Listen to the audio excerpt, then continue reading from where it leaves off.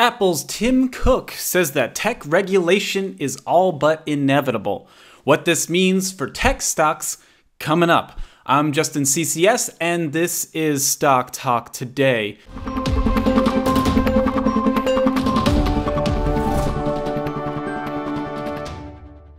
So today it was released that Tim Cook had this to say about tech regulation. Quote, "I'm a big believer in the free market. But we have to admit, when the free market isn't working, and it hasn't worked here, I think it's inevitable that there will be some level of regulation." So what this means is that Apple CEO Tim Cook believes that that there's an inevitability that the tech industry is going to become regulated, and we have to kind of figure out what this means for the future of tech stocks, because right now, as you can see, just by looking at Facebook and even Apple as of recently, even though Apple's still up over 14% on the year, recently it dropped off below $200 and is now trading at $188 and or $188. And then on top of that, Facebook is down 25% on the year, and you're seeing tech stocks be getting routed as of recently, and as recently as the summer. And essentially, the whole issue surrounding these companies all boils down to morality, really, because what you have is Google, and their tagline or their famous saying is "Do no evil" or "Don't be evil," and yet what you're seeing is them saying one thing and then doing a completely different thing in actuality, and in some ways it looks like it's misleading the shareholders, but obviously they spend millions upon millions of dollars in legal regulation or to regulate the way that they speak in order to protect themselves from such laws that protect investors from these sort of misleading actions that they've accrued, but really what you're seeing is a rejection of the shareholders' faith in these companies, and people are selling are getting out of these companies simply because they don't trust them. People are turning off Facebook simply because they don't like the company, they don't like the CEO, and everything is regulating around the fact that these companies cannot regulate themselves right now. And what I'm going to bring up a Harvard study, or a report from Harvard, that calls for the regulation of Facebook and big tech, and this is coming from a far left institution, Harvard Institute or Harvard College, and what they're saying is that regulation is necessary for these companies to survive, simply because there's two options that you can take, really, when it comes to online regulation. And the first option is the simplest one, and the one that purports the most freedom of speech, and that is to be hands-off and to allow people to say what they want without regulating them. And unfortunately, that's just not what the big tech companies have decided to do. They've decided to take the second option, to bring it into their own hands. They're their own company. They don't need. They're not under the jurisdiction, basically, of the Constitution. Freedom of speech is not a thing on their platforms because they're privately held, or they're companies that you're basically using their site in terms of Twitter or Facebook, and they're going to, and that basically allows them to regulate on their website as they see fit. And what that's causing is a major rift with people, because simply you're not just seeing this on the right. You're not seeing them regulate just Nazis. It almost appears like they're not regulating the groups of people that people want them to regulate. They don't want to see beheadings on their Facebook page, and yet we're seeing beheadings on our Facebook page. We don't want to see anti-Semitic comments on Twitter, yet we see mountains of that. We see mountains of pornography on Twitter, for another example, and yet people that we trust and like seem to be the ones that are getting most regulated. We saw this with The Daily Wire had one of their correspondents, I forget his name, possibly Andrew Klavan, has several hundred thousand Twitter followers, never says anything anti-Semitic, never says anything that's too crazy, but he does lean a particular political way, and for some reason his account was suspended on Twitter. And you see this time and time again, and you see it on the far left and on the far right. But the annoying thing as just a regular person is that you don't see this happening to certain groups of people, in particular groups of people who are pro and anti things that are very violent in nature and or pornographic, and we're still seeing those things on these sites, and yet we're seeing people who are more middle of the road be regulated in such a way that is not fair for everybody else. And again, it's not a political thing; it's a freedom of speech thing, and it's a public it's a PSA thing too, because our president utilizes Twitter to make announcements on things, and when you take people off of these accounts, they actually have a hard time getting the information that they desperately need as American citizens to basically form their lives around or to form their reality around. Now, the issue that we're seeing in tech right now is that it's becoming abundantly clear that regulation is just over the horizon.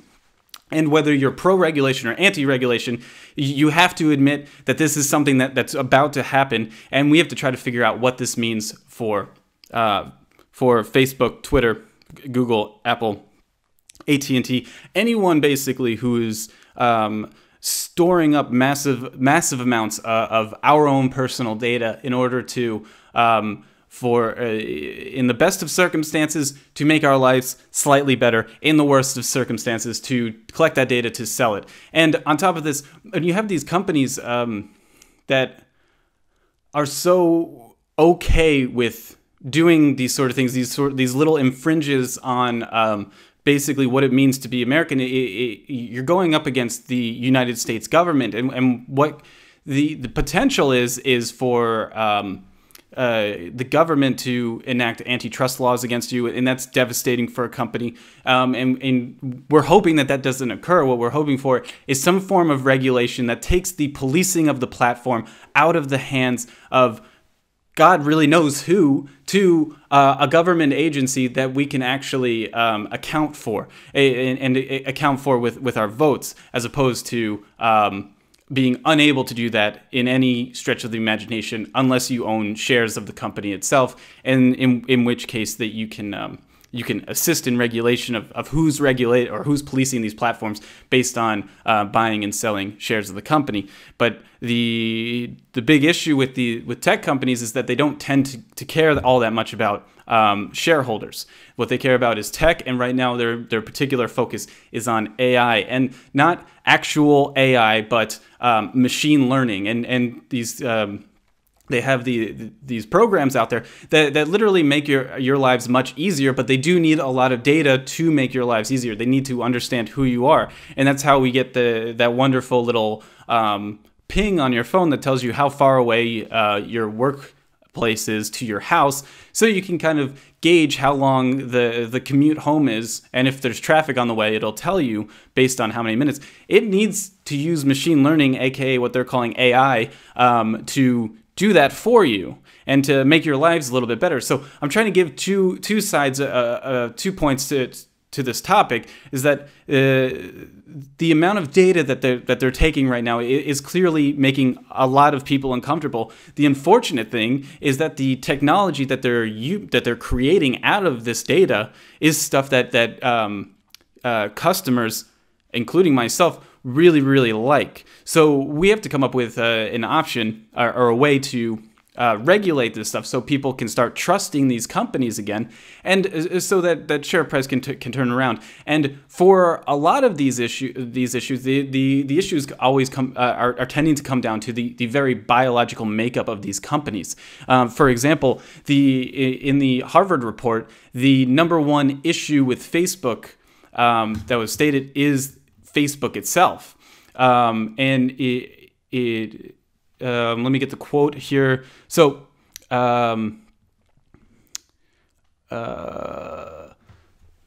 Siva Vaidhyanathan, the Robertson Professor of Media Studies and Director of the Center for Media and Citizenship at the University of Virginia, said at a Harvard Law School luncheon last week that basically the sad conclusion to his book is that the problem with Facebook is Facebook itself. And this book is called How Facebook Disconnects Us and Undermines Democracy. And he also stated that we should gather, debate, inform our elected leaders that we have demands and concerns and order them to address these problems in a serious fashion, and we have not done that yet. And simply put, that this author, Siva Vaidhyanathan, and Tim Cook agree that regulation is just over the horizon, and that it's very necessary right now in order to make sure that everything stays, basically to make sure that the internet stays free for everybody, and so that these companies can stop wasting valuable time and money regulating their own platforms, which is all but impossible, really, when you think about it. How many millions upon millions of people are using these product or these social media sites or anti-social media sites, however you look at it, in terms of getting people to be more social and be more friendly in the community. So we're keeping a close eye on this because I believe that tech is slowly getting closer and closer to oversold territory, and I know that it's hitting correction indicators.